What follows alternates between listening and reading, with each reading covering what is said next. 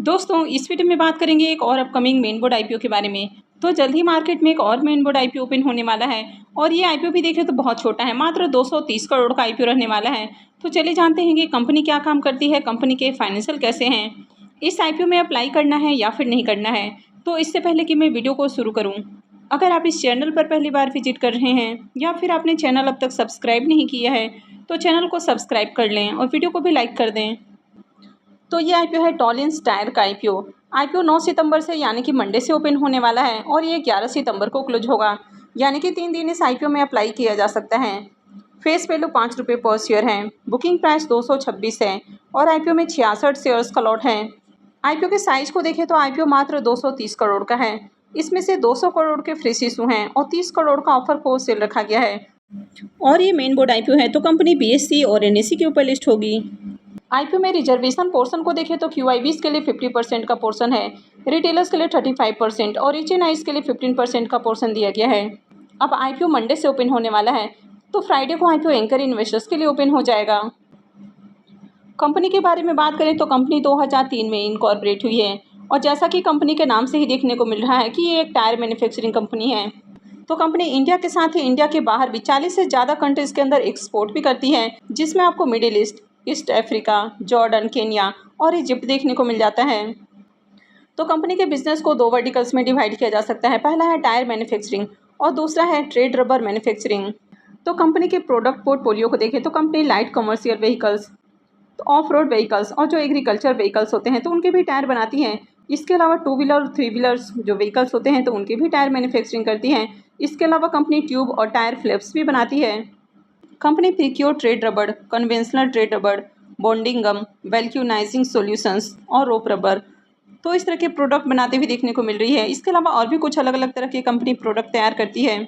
31 मार्च 2024 तक इस कंपनी के इंडिया के अंदर 8 डिपोज और 3737 डीलर्स देखने को मिल जाते हैं।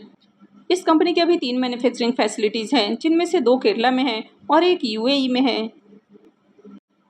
इस कंपनी के 163 स्टॉक कीपिंग यूनिट्स आपको देखने को मिल जाते हैं, यानी कि टायर कैटेगरी के अंदर 163 स्टॉक कीपिंग यूनिट्स हैं। वहीं पर ट्रेड रबर कैटेगरीज के अंदर 1003 एसक्यूएस हैं। इस कंपनी के पास इंडियन क्वालिटी सर्टिफिकेशंस के साथ ही यूके का भी सर्टिफिकेशंस है।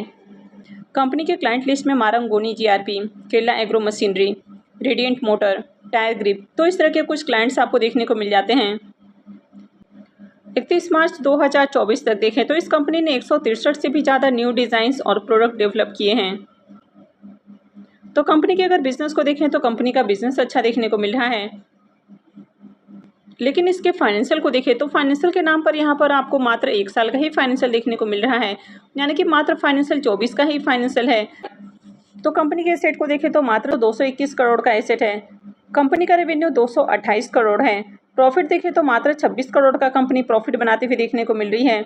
नेटवर्थ 100 करोड़ का है और रिजर्व देखें तो 85 करोड़ का कंपनी के पास रिजर्व है और कंपनी के ऊपर 78 करोड़ से ज़्यादा का कर्ज है। वैसे कंपनी आईपीओ से जो फंड रेज करने वाली है तो उसे कर्ज का भी भुगतान कर देगी, तो आगे कंपनी के ऊपर कर्ज आपको कम होते हुए देखने को मिलेगा। लेकिन यहाँ पर मात्र 1 साल का ही फाइनेंशियल देखने को मिल रहा है, तो किसी भी कंपनी के 1 साल के फाइनेंशियल से आप उसके ओवरऑल फाइनेंशियल हेल्थ का पता नहीं लगा सकते हैं। अभी भी यहाँ पर बहुत सारी चीज़ें देखने को नहीं मिल रही है, जैसे कि कंपनी का मार्केट कैप कितने का है तो ये अब तक देखने को नहीं मिल रहा है।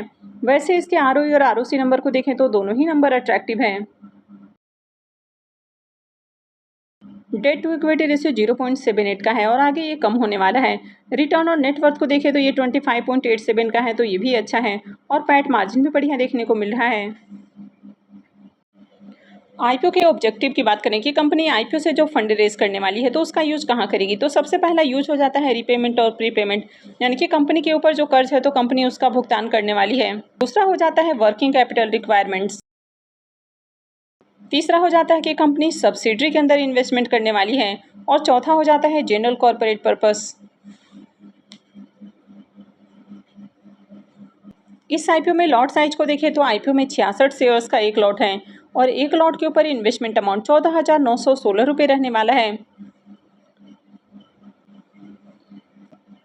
इस कंपनी में प्रमोटर्स की होल्डिंग को देखें तो प्रमोटर्स की होल्डिंग अभी 92.64% है और आईपीओ लिस्ट होने के बाद प्रमोटर्स की होल्डिंग कम होने वाली है। आईपीओ के टाइम टेबल को देखें तो आईपीओ 9 सितंबर से यानी कि मंडे से ही ओपन होने वाला है और ये 11 सितंबर को क्लोज होगा। अलॉटमेंट डेट 12 सितंबर होने वाला है। ये रिफंड डेट 13 सितंबर रहेगा। क्रेडिट डेट भी 13 सितंबर होने वाला है और आईपीओ की लिस्टिंग 16 सितंबर को होगी। तो चलिए अब इसके ग्रे मार्केट प्रीमियम को भी देख लेते हैं कि प्रीमियम किस प्राइस के ऊपर ट्रेड कर रहा है और आईपीओ से कितना प्रॉफिट हो सकता है। इसके प्रीमियम को देखें तो इसका प्रीमियम मात्र 25 रुपये के ऊपर देखने को मिल रहा है और आईपीओ में 66 शेयर्स का लॉट है। तो आईपीओ से 1650 रुपये एक लॉट से प्रॉफिट हो सकता है। प्रीमियम को देखें तो प्रीमियम अभी मात्र 11% के राउंड देखने को मिल रहा है। तो प्रीमियम ज़्यादा अट्रैक्टिव प्राइस के ऊपर देखने को नहीं मिल रहा है और अभी आईपीओ के बहुत सारी डिटेल्स भी आने बाकी हैं, जैसे कि कंपनी का मार्केट कैप कितने का है, आईपीओ में आगे एंकर लिस्ट कैसा आता है। तो ये सारी चीज़ें देखकर ही आगे इसमें इन्वेस्टमेंट का डिसीजन लेना है।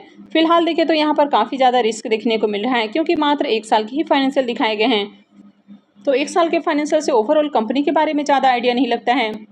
तो जैसे इसकी एंकर लिस्ट आती है और इसके बाकी की डिटेल्स अपडेट होते हैं तो मैं आगे भी आपको अपडेट कर दूंगी। तो 9 सितंबर से एक साथ मार्केट में दो आईपीओ ओपन हो रहे हैं। एक है बजाज हाउसिंग फाइनेंस का आईपीओ और दूसरा है टॉलिन्स टायर का आईपीओ। तो मैं आगे भी इनसे रिलेटेड अपडेट आपको देती रहूँगी। जब प्रीमियम आपको बढ़िया प्राइस के ऊपर देखने को मिलेगा तभी आपको इस आईपीओ में अप्लाई करना है।